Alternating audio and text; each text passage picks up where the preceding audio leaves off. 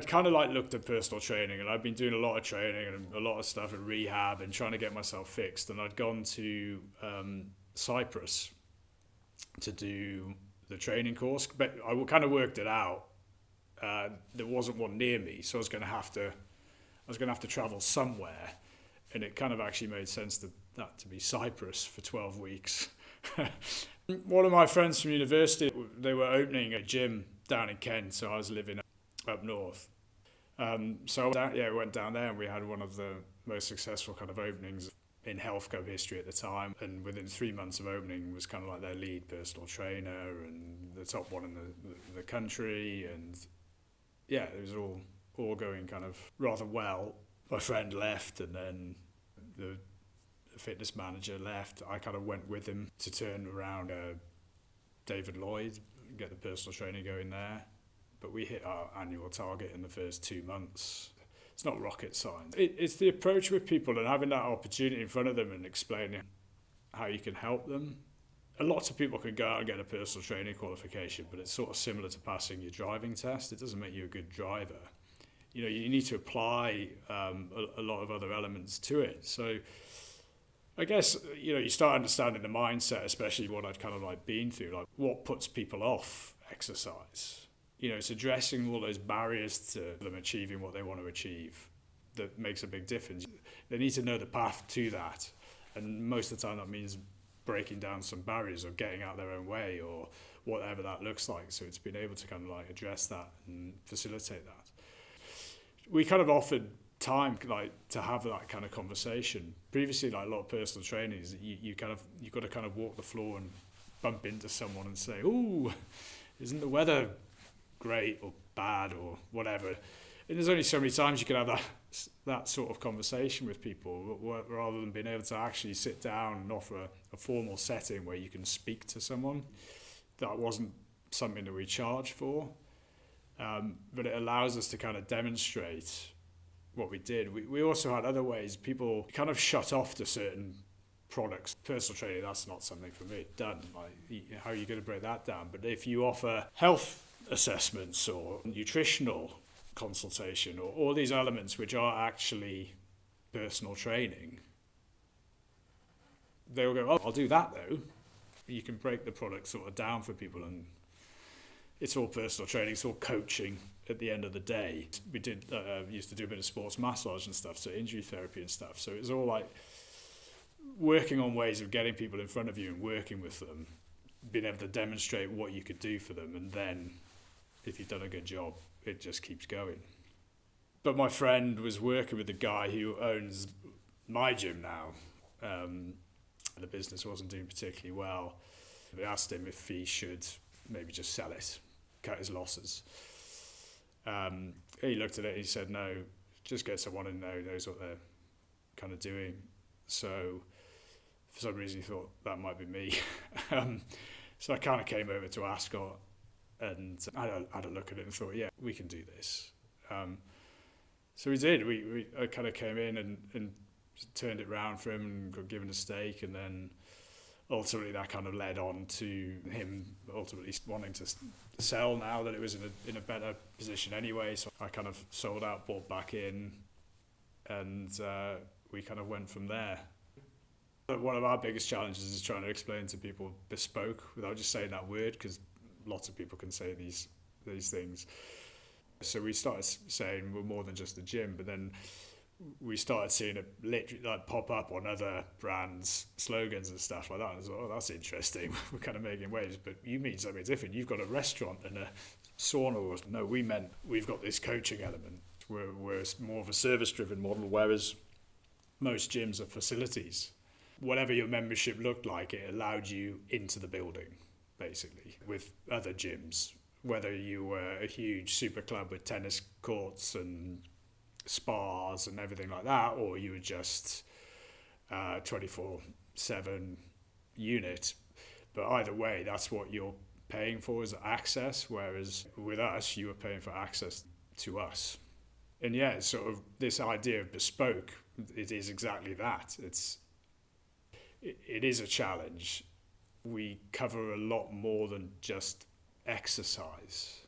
You know, we're looking at sleep and nutrition and mindset and all these other elements in terms of everyone's well-being.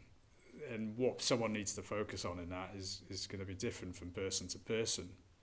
People tend to look at the gym as just, I need to do some exercise. So that's what they're, that's what they're looking at. But what you eat is kind of fuel for what you give yourself to do, and but it also changes your mood, and your mood's going to affect the choices that you make. So we're much better when we get people and actually discuss with them. Does someone going through the menopause or perimenopause, or do they instinctively think, I know, I'll go and speak to my gym about it? They don't. So it's trying to say, but we can, that we're not like other gyms. We absolutely come and talk to us about what you could be doing. And we can go through everything like that. You can control yourself. That's what we're kind of interested in. Like, look, these are things that you actually can take action on and you're in charge of. There's no one can stop you other than yourself. And that's what we want to be working with. We did a huge piece on rebranding and paid people to come up with a lot of stuff for us. Look, the challenge we set them was to come up with something like that. And it was just this idea that you're being supported. You're not on your own, like we're with you. Whether it's a human or the technology that we use is there.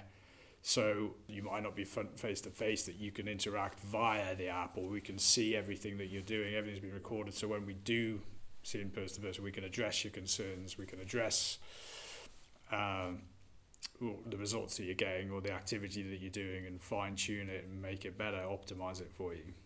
We're out there doing something that not many places are doing.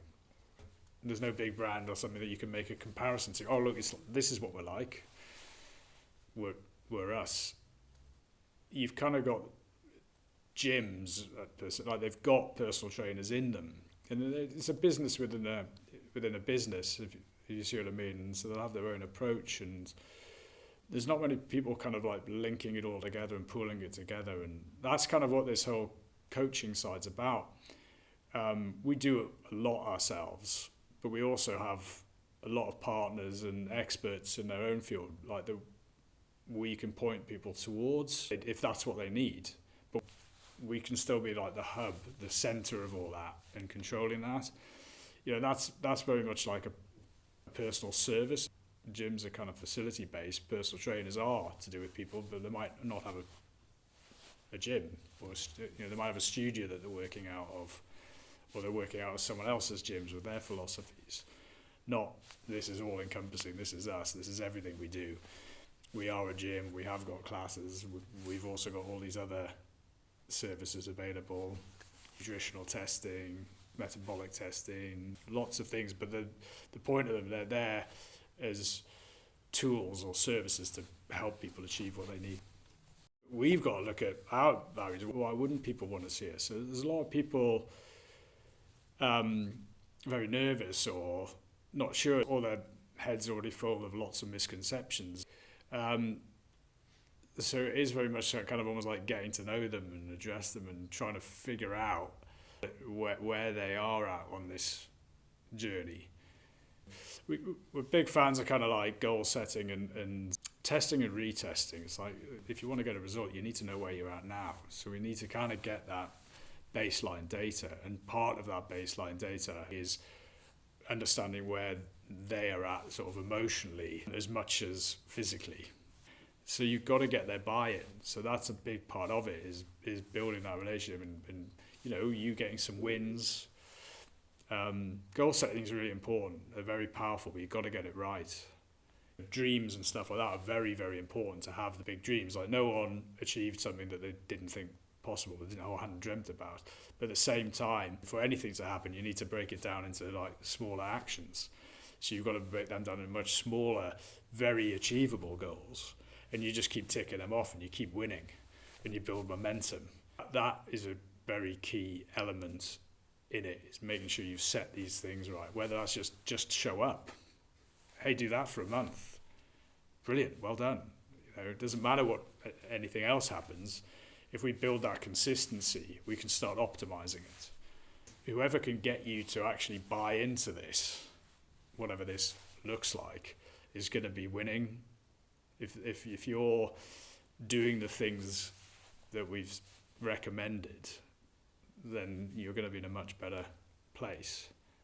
We offer personal training, which is like, straight up. Now we do that as part of membership. So people get to know us and get to go on a journey, and they have that point of accountability on a month-by-month basis. No matter who you are, needs to change what you're doing every 4 to 6 weeks. So we offer that as part of a membership package, because that's almost like the minimum that we want people to have. Because then in those conversations, we can start recommending like the other services which are going to be applicable to that individual. Always looking at what's new to the market. We're even creating products ourselves that aren't available. We're taking pieces of things and putting it together in our own packages. So we've got things like the metabolic test, so we're looking at breath analysis, but we're combining that with much more movement-based assessment, so we can get a whole picture of exactly what people's limitations are. Because if you know what's holding you back and you remove them, then nothing's holding you back. A lot of this stuff has come more from elite sport, that we're bringing an offering to everyone. And if we can take like this test and go, here, look, this is exactly what you should spend your time focusing on. And they then can go into that with certainty. It's a science now. It's not like ifs and maybes, or I'm a bit different to them and blah, blah, blah, blah. It's like, if I do that, then I'm going to get what I want out of it. All we want to do is kind of educate people and then let them make the choice. We can't make the choice for them. Even if we could, it wouldn't be one that stuck. So we need to kind of go, right, out of all the stuff that we do, these are the things we think are going to be beneficial to you. And you've got these choices now, but you make them. We want to kind of steer people towards the things that are right for them, but it's got to come from them. Because, I'm kind of passionate about this stuff, and I try all this stuff. We make sure all this stuff works, not necessarily the way you go to market. They've got to get some confidence from what we can do, and we sit down and say, well, look, this is probably the best place to start. But yeah, you look at Cameron, and like, he kind of was under the impression that he had to come in and work really hard. He didn't particularly enjoy exercise, and he was going to have to do all these things that he didn't want to do, and they were going to be a hardship. He could see the benefit to it, but it was a big step. That positive outcome wasn't strong enough to make it happen. He did our latest testing. And what that did for him, which is what we hoped, we kind of highlighted a few things, like not just the normal kind of like weight loss, or I want to look a certain way. This is like more like long-term health and stuff that we kind of were able to kind of look at. We were able to really pinpoint and say, look, you just have to do that and you're going to make some great headway. And he's been like working with us now like for 4 months, and he's lost 9 kilos, which is great. But I think the biggest win is he's now enjoying the exercise. He's now wanting to do more. He misses it if he doesn't do it. That's a big win, because you can get quick, fast, unsustainable results, but who wants those? Like, you want to be making some changes and stuff that are completely sustainable and long lasting. When your mindset changes and you start enjoying this stuff, and your life becomes better and more productive, and you see all the benefits for this thing that people perceive as adding in, like more or doing extra, and it's not. I work with a guy, he's very senior, runs a company, lots of sort of stresses and stuff like that. He wasn't a particularly big guy, but he's seriously like leaned up over the time that we've been working together, which is about 9 months. Lost about 12 kilos, which is predominantly body fat. We've managed to retain all his muscle mass. We kept his metabolism in a good place. We've managed to do that while he's had a knee injury, so we've managed to sort of compensate for that. But these are the sort of things that would normally stop people or at least mean they'll have a break or there'll be a reduction in what they can do, but it's not at all. We're more than happy to like work around these things or work with these things so we can start improving them, but not to the detriment of anything else. We can keep going. So dropping 12 kilos of body fat is for a guy that wasn't that big anyway, like he's in good shape. Because of how we're trying to get our message out there, we've got people coming to us with like menopause. We ran a workshop on that the other day. So it's like, so there's 6 ladies there, and literally 3 of them had been working with us a lot and 3 were sort of new. And the 3 that were doing like some like resistance training, good resistance training, had far less symptoms, which is great and really empowering for the other 3 who are now getting into that. It's not just about resistance training, but it was interesting, the stuff that we know and we can kind of explain why it works. It's great to sort of see these real life results. So yeah, we've got some great results working with people through the menopause. We do like pre and postnatal, so we've had a lot of ladies train with us all through pregnancy, which has hopefully led to much better birth and recovery and back into exercise. One of our challenges is these people coming to us for these things. Most of the time it is like a trigger of something that scared them, so like a health concern, or they're getting out of breath coming up the stairs and they don't want that anymore. The classic sort of losing weight. The bigger triggers, like they're getting married, big sort of occasions that they're working to, or they've signed up to do a marathon or one of these things, they need to work towards that, or they've got a health check. All those sort of things are kind of triggers for people to come and talk to us. And some of this stuff means a lot to people. So we see a lot of people coming, oh, I don't want to be that fit, I just want to be... And you have to do some digging to actually work out what it is that these people want. What's important, and hopefully we can get across, is how mental health, exercise, nutrition, all these things are interlinked. Everything affects and interacts with one another. I'd like to start seeing more people come to us to address these things, and we're starting to see more of it because people are talking about it more. Health span and longevity is something that I'm massively kind of passionate about, but you don't want to just live long and miserable. You want to get a lot out of life and enjoy it and maximize our time here, and that's what we want to do. And it is somewhat bespoke. If anyone's lacking a certain element, whether that's something they're not consuming or something they're not doing, that tends to have a detrimental impact. So it's kind of working out what those things are and managing to introduce those, and people realizing what they can get out of it. But exercise is a huge piece in it. I find that when people are exercising, naturally they eat better, and they also will be in a better mood, and better mentally, emotionally, and stressed. They can handle all these things better. But if you have to boil it down to like making a choice on a day-to-day basis, or if you decide that you're going to exercise every single day as just a rule rather than a goal, it makes a massive difference, because you'll sleep better, you'll eat better. So all these other things that are of equal importance, but it's what action do you take to make it all happen.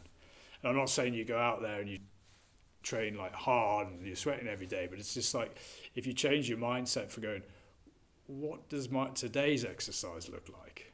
Is it some breath work that takes a minute, or is it, I'm going to get a HIIT session, or is it some resistance training, or is it some steady state cardio, all these different things.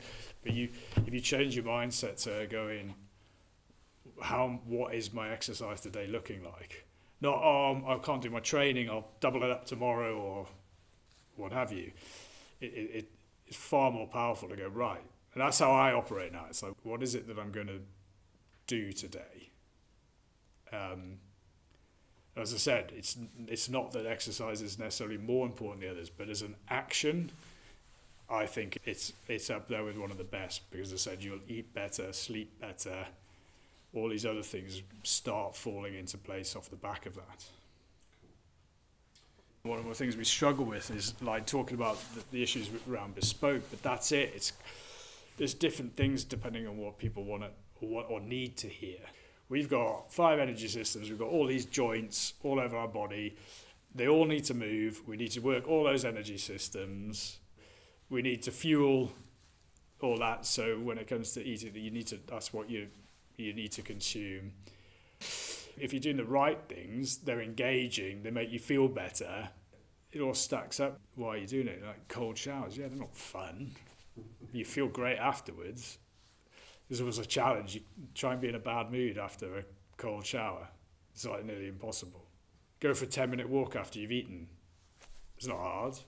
Well, it can't do much. It's only 10 minutes walking. It's not the same as my HIIT session or when we lifted weights. It's like, no, if it drops like sugar spike by 30%, it's phenomenal. It's a massive, easy win. I think if people start thinking, what exercise am I going to do today, changes things dramatically rather than thinking about this going to the gym or doing such and such. What that looks like doesn't matter, but start thinking that way. That change in mindset is a massive win. If you can't go for a walk, just some like bodyweight squats or even like raising your knees up and down, there's the stuff that you can do, and some of it just seems so easy and not that it couldn't possibly work. I have to work really hard for something good. No, you don't. Breath work is massive. I tend to do like the 4-7-8 breathing. So you inhale for 4, hold for 7, exhale for 8. You do like 4 cycles of that. It's like it's a minute of your life. It does a number of things, but basically, if you exhale slower than you inhale, it's going to help like reduce your heart rate. So when you start exercising harder and you start breathing faster, the breathing faster is stimulating like fatigue or telling your body, whoa, we're starting to work hard. And it's sort of like a protective mechanism. Ultimately, when you're working very hard, you kind of don't want to send so much oxygen to your legs, say, if you're running, that you don't send any to your brain, right? Or you don't send any to your heart, which is the thing that's getting it to your legs in the first place. So how does your body know? Now, the bottom of your lungs are sort of like 5 times more efficient than the top. So when you start breathing quicker, you end up not actually breathing in as much. So it's good practice to learn how to breathe properly. It'll calm you, so people can use that like before they go to sleep, or like anything where you think you might get anxious or whatever. You could do this prior and it'll help dial it down and calm you down. There's loads of other breathwork techniques, but being able to control all this and work all this is hugely beneficial. We kind of pull it all together. Like as a coach, and we utilize all these things. We've got a lot of that we do ourselves, and then so it's easy integrated. Look, I guess our bottom line is that if you do things well, you kind of get found out. If you do things badly, you get found out. So we just want to keep doing things well, and there's a lot of other good stuff out there. I don't feel like it takes away from what we do by the fact that someone else offers it. It's quite good. What we do is just we can like link it all up, and we have got our own alternatives for a lot of these things, but also at the same time we utilize some of them as well. So people tend to come to us using some of these things. Headspace is a great one for meditation, or they might use MyFitnessPal for tracking their nutrition. Again, we've got our own nutrition, which all links up with everything they're doing here. But if that's what they're doing already, well, no, keep doing that and then integrate these other elements. We're looking at everything and we want to get it all right. There's a huge amount of information out there. Not all of it is right. There's good stuff, but you've got to know how to navigate the plethora of bad stuff that's out there as well. But the good stuff, you can see when you're aware of it, the good stuff is sort of coming. And I think people are still very much aware of their health. And we've been doing this for a long time now. We've been trying to talk about it's not just what you're doing in the gym. We need to be looking at everything. I've been going on with this like sort of health span and like basically living longer, happier, the state of sort of modern medicine. That isn't what it can do for us, but equally what it can't, and the preventative measures that we need to be making. And it's not just about prevention, it's about optimization, just having a better life.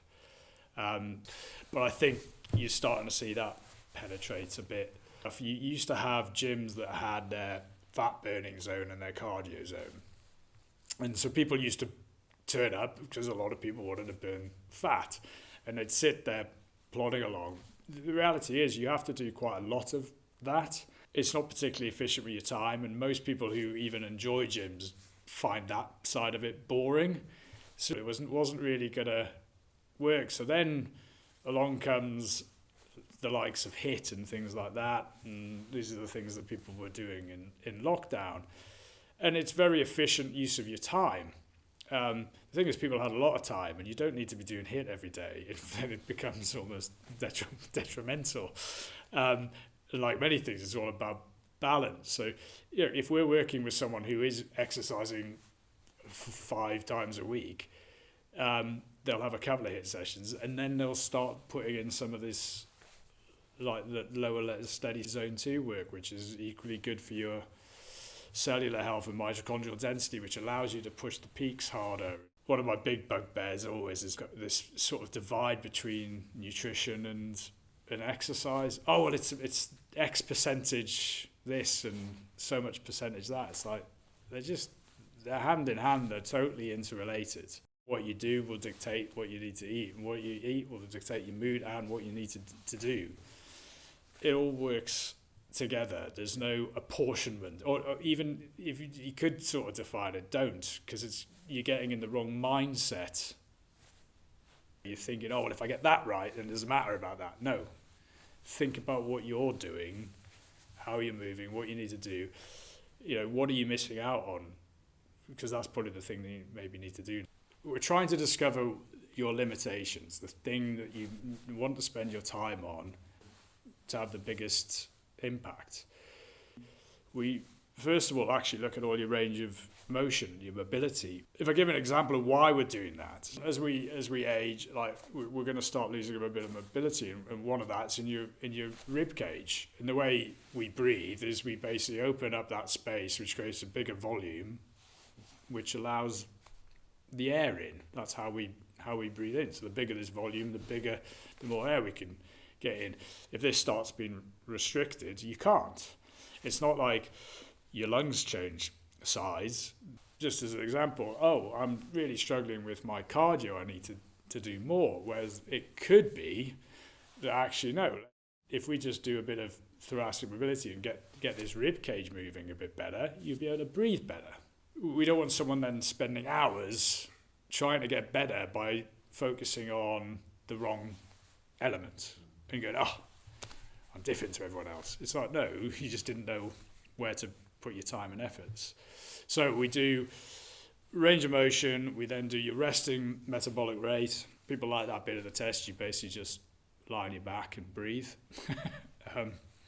From that, we're looking at the gases, the O2 and CO2 and the breathing rate, but we can learn a lot about metabolism. So we should be burning like 70% fat to 30% carbohydrates in that state.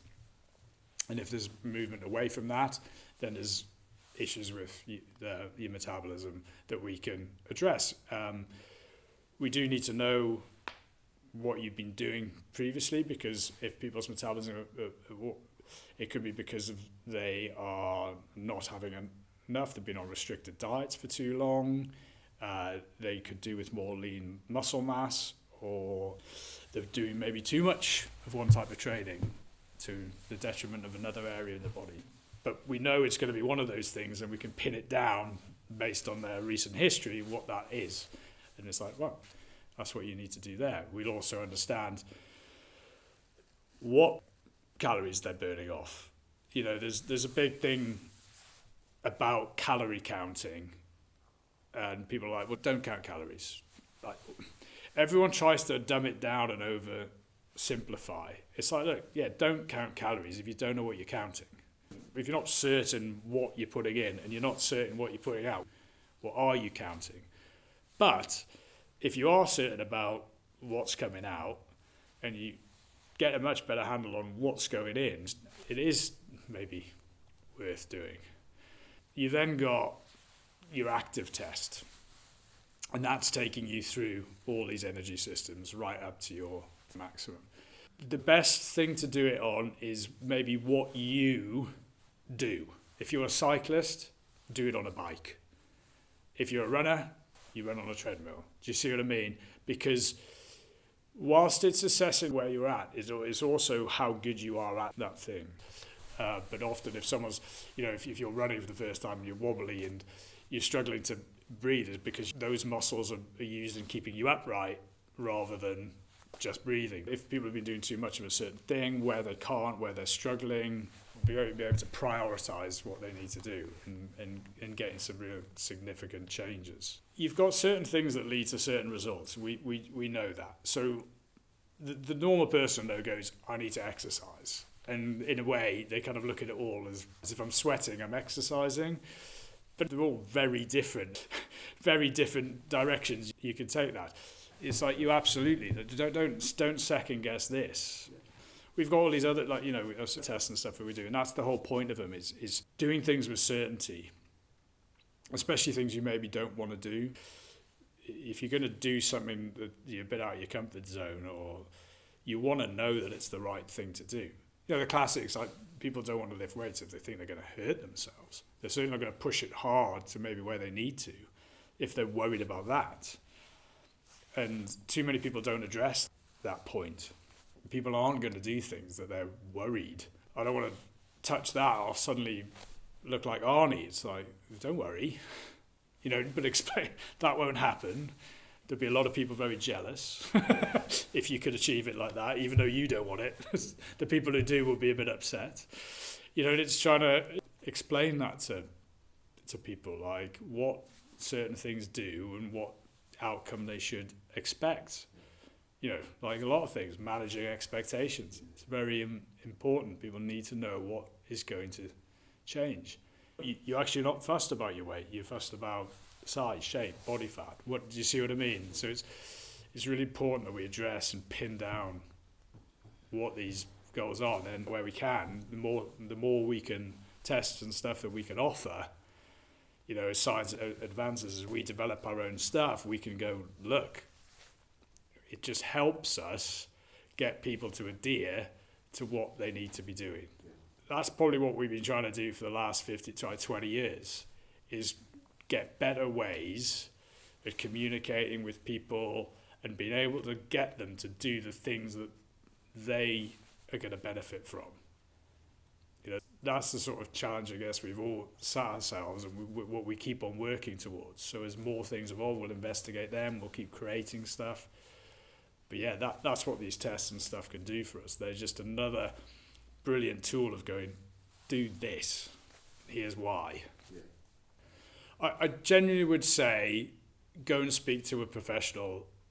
Most people, us included, you're going to get that chat for free. But you want to make sure if you're going to get started, you want to get started heading in the right direction.